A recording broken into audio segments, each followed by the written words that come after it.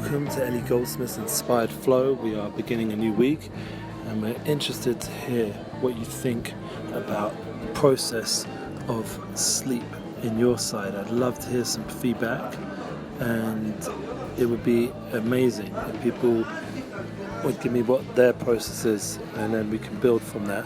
Until then, I want to just explain to you some deep ideas I've been thinking about in terms of sleep, and based on also Rav Shalom Orish's book, Or Chadash, The New Light.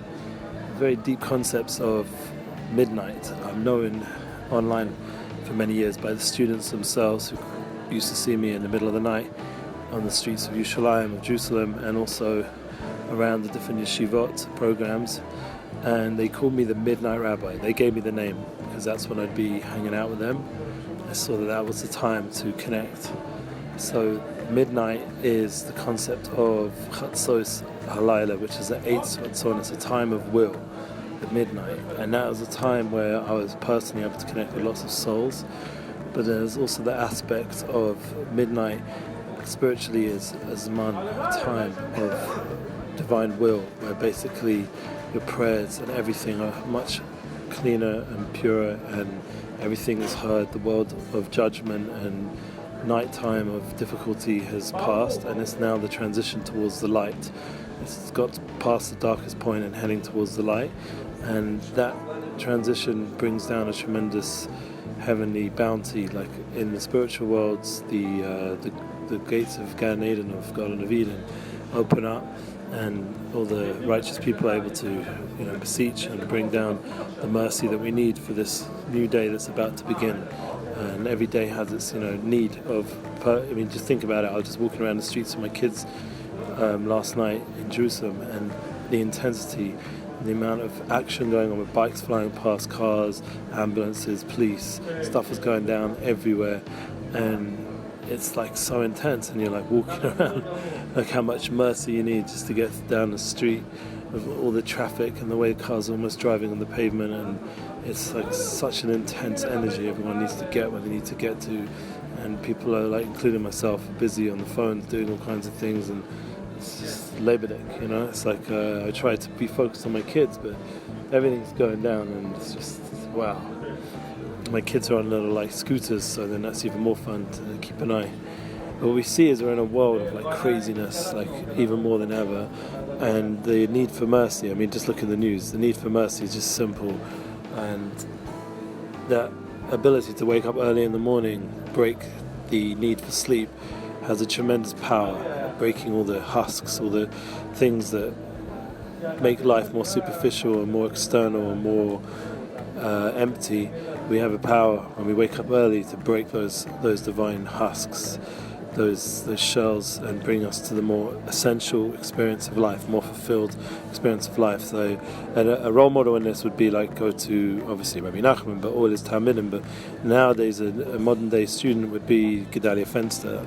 I don't know if you noticed, but I'm a bit of a fan of his, because he is demonstrating this power of waking up early and sharing it with the more modern culture of America, and giving us a role model that you can be working and own 5 businesses and live in a beautiful home, because I've actually been there, and have all the things of the world, and yet be totally into waking up early and serving God, having gratitude. Like even Tony Robbins, even the most, not Jewish person, has an understanding of the importance of success comes with those early morning wake-ups.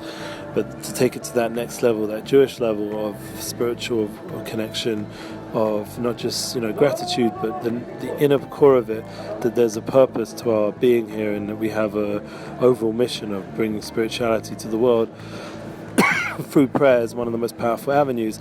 So that's a time of cleanliness and purity. The world hasn't yet woken up and put its noise into your airspace. You have the morning, you have the time. So this breaking of sleep is a tremendous force, and this is something which we can all work on, not to be entrapped. I'm feeling it very strong right now after the trip, the need to sleep, and it's a battle. And for Shalom Bayit, for marriageable connection, a man tends to want to just go to sleep, just not to be so emotionally and busy and talk, and just wants to sleep. It's more, easier way out than having to deal with stuff.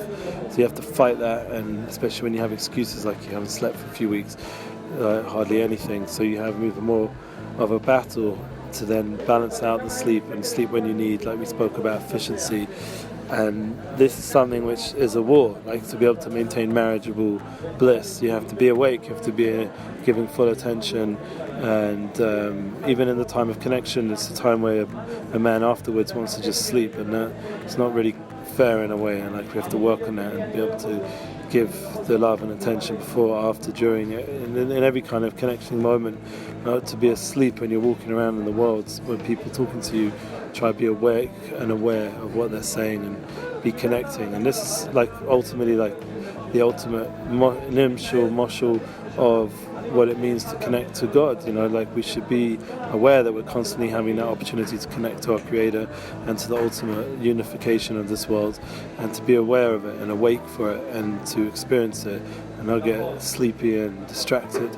So with that blessing, we should be a midnight rabbi, someone who's up at midnight and awake for the souls and connecting to the spirituality that's within us. And we should do it to inspire and do it to uplift and to bring the world to a better place. Please me, share me yours. All the best.